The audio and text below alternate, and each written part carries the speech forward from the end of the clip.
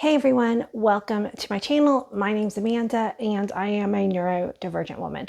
I have autism, ADHD, a rare memory disorder called SDAM, and multisensory aphantasia, which means that I cannot visualize in my mind's eye or have any of the senses in my mind. I make videos on all these topics, and so you can check out my playlist. In this particular video, I want to talk again about speech patterns in people with autism. And I am talking from my own experience, and I also have two autistic teenagers, so I'm kind of relate some of their experience, but I'm, not a medical doctor or, any kind of technical expert in the field except through lived experience. Like my previous video that got such a heartwarming response. I really appreciate all the wonderful comments that were left on that video.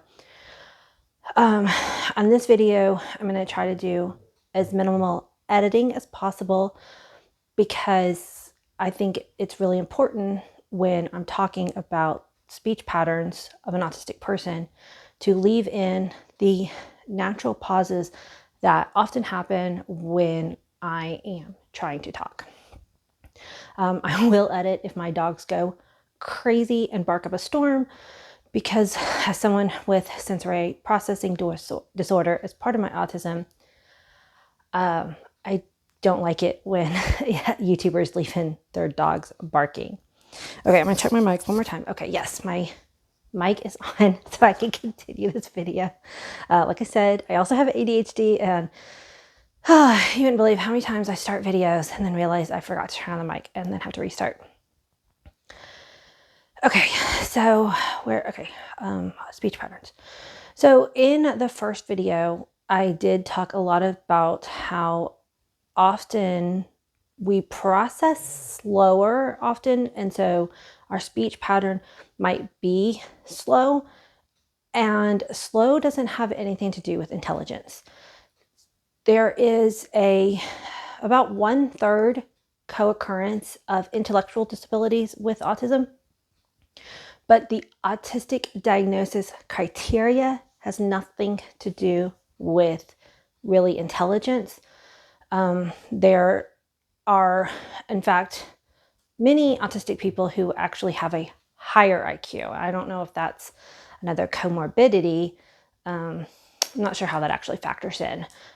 Myself and my two kids actually scored well above average on the IQ, which I have heard that the IQ rating system isn't extremely useful or some word like that, but it is the current mode of measuring intelligence that we have. Okay, so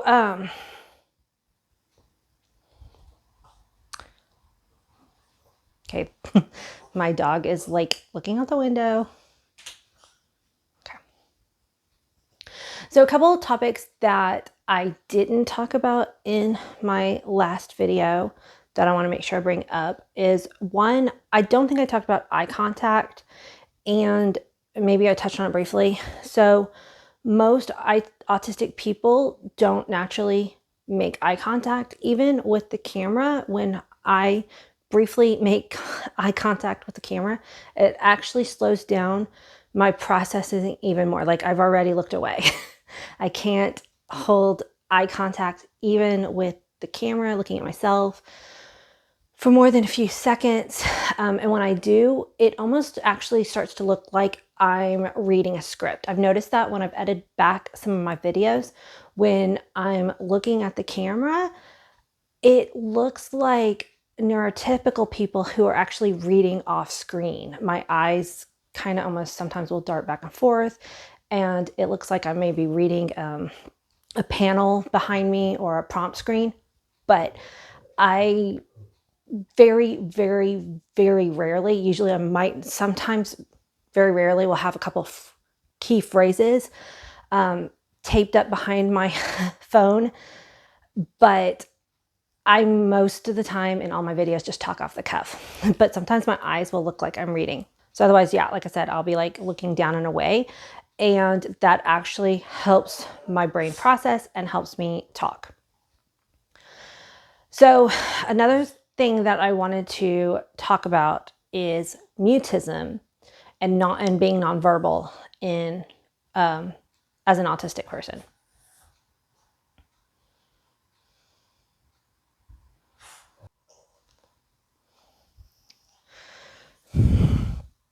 My dogs are just like really hyped up today. I'm not sure why. Makes focusing even harder, but mutism. Okay.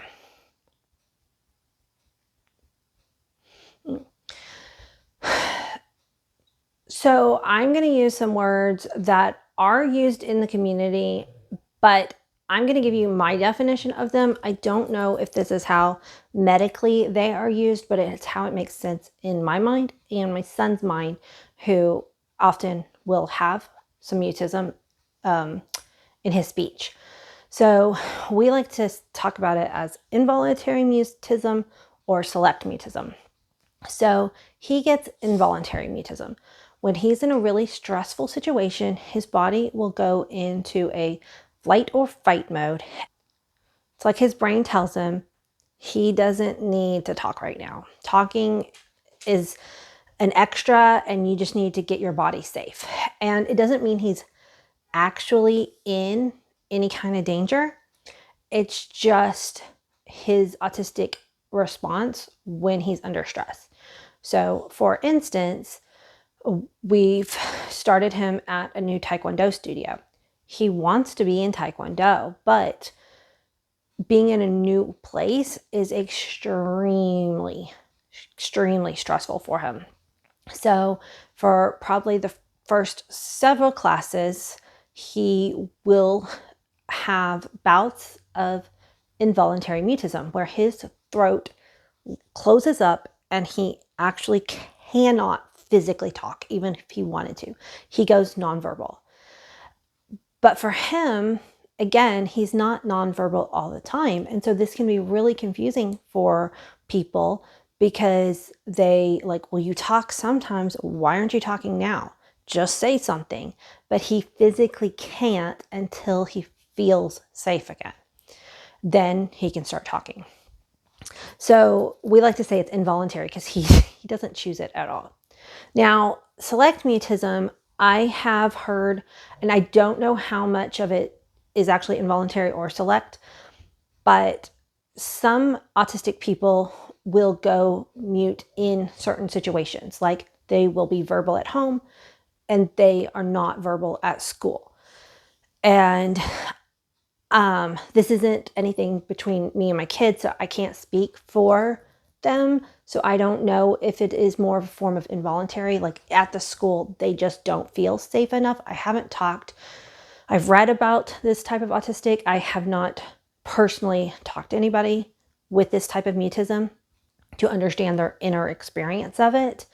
But there are autistic people who in certain situations that happen over in their daily life, they are nonverbal in those places and verbal in other places. And then there's another type of select mutism where I've actually experienced it where I can talk, like I could, if I needed to communicate, I could talk. And that's because I'm very high masking, but it takes a lot of energy and effort to talk on those days. And this is not all the time. Like most of the time I am a chatterbox extreme, but there are certain days when I'm very dysregulated, my brain is tired, everything is tired, and I just cannot, well, no, I can talk, but it just takes extra effort. And so I just want to be quiet that day. This has only happened to me since my diagnosis. Pre-diagnosis, I always pushed through that discomfort and made myself talk anyway. And then I would get more burnout later and not understand where or how it came from. Now that I'm more aware of it, on days where I can feel the extra effort that talking takes. I try to use less words, and I try to find places and times of that day where I can just be quiet. It is definitely startling for people in my life because they know me as somebody who is very talkative. And that brings me to my next point is some days I'm extra talkative and I will talk really, really fast. And I think this has to do with being ADHD, which autism slash also ADHD. I don't know if it's a combination of ADHD or if it's more of a factor of being dysregulated autistic. But there are times where I will talk almost actually at hyperspeed. And you'll often see these if you follow me on TikTok in short form videos because of the time limit put on me on a short video, like on a YouTube short or a TikTok.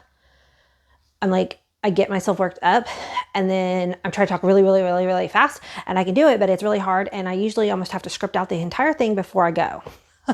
It's really hard to maintain and I don't do it very often. And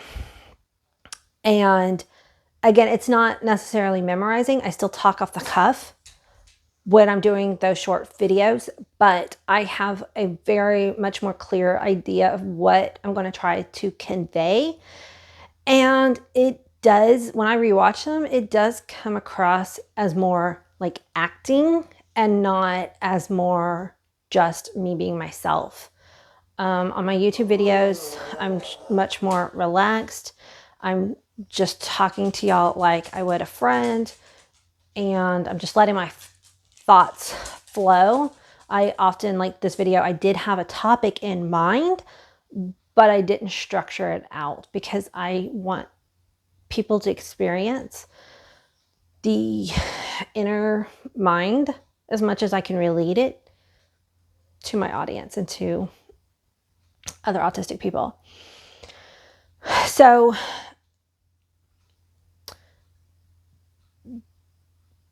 outside of doing TikToks and ADHD, not ADHD, wrong word. Outside of doing TikToks and short videos in real life situations, not content creation, there are times also where I will talk very fast. My voice will also usually get really loud. And again, it's when I'm dysregulated.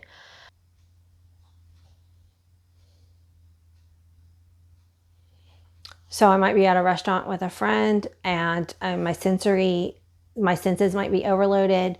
It might be really loud. It could be very bright, stronger smells in certain restaurants, and trying to be aware of all the social situation that's happening around me puts me on overload, and I will start talking faster.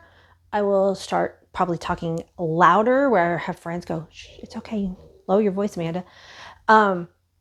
And I often am not filtering at that point because I'm so hyped up and dysregulated.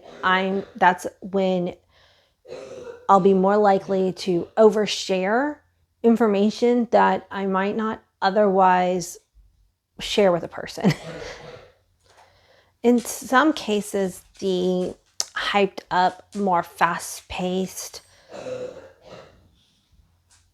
talking isn't a bad thing, I want to say. I could be out genuinely having fun, but I often will kind of pay for it later and be exhausted because it takes a lot more energy and all my senses are firing usually in those cases.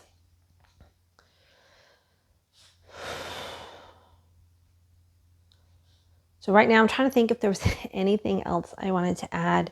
If you have questions, please make sure you ask them down below and I'll either answer here or in another video.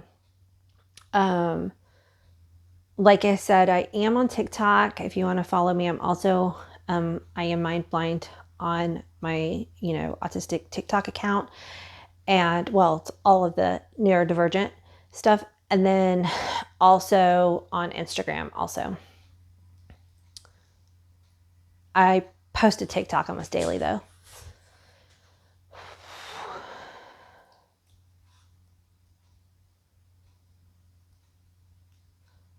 So this is me processing really slow. That's what happens. And this is real life, because like if I'm sitting at a doctor's office and the doctor's like, do you have any more questions? I'm just going to get really quiet because I need to think.